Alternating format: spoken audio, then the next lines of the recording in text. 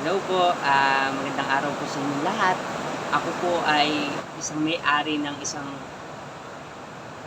lasa lokal, isang modern Filipino casual dining restaurant sa paghahanda para sa grand opening namin na gaganapin sa loob ng 3 linggo.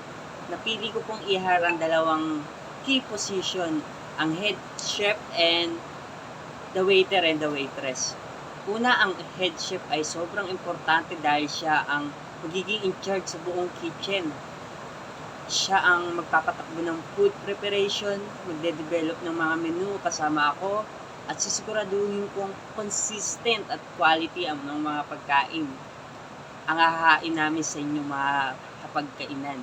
Since Filipino food ang main offering namin, kailangan natin ng chef na may creativity pero marunong pa rin mag-preserve ng traditional flavors.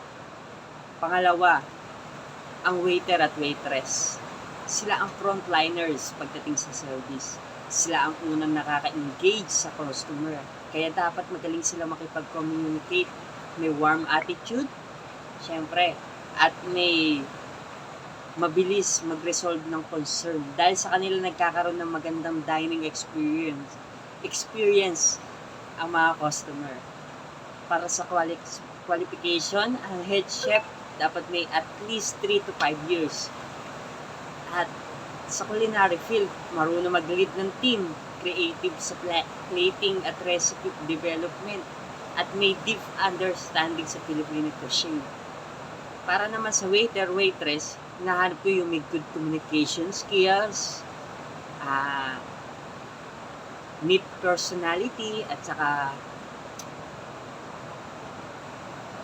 may magandang attitude. Marunong mag-handle ng pressure lalo na kapag rush hour, at may friendly but professional personality. Para sa interview question ko po, hindi lang namin titingnan kung magaling sila sa papel.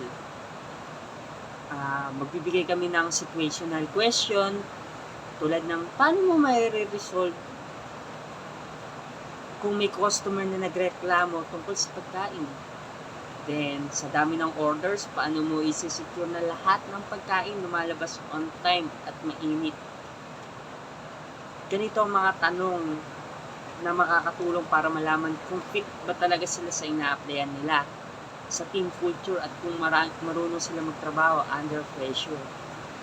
Sa simulated interview plan namin, gagawin ito sa loob ng restaurant setting. Semi-formal at ang tone, gusto namin makita kung paano sila mag-behave in a real restaurant. Atmosphere. May scoring guide din kami para fair ang evaluation. At yun lamang po, maraming salamat. This is Cedric Jan de la Cruz po, PSHM 3K.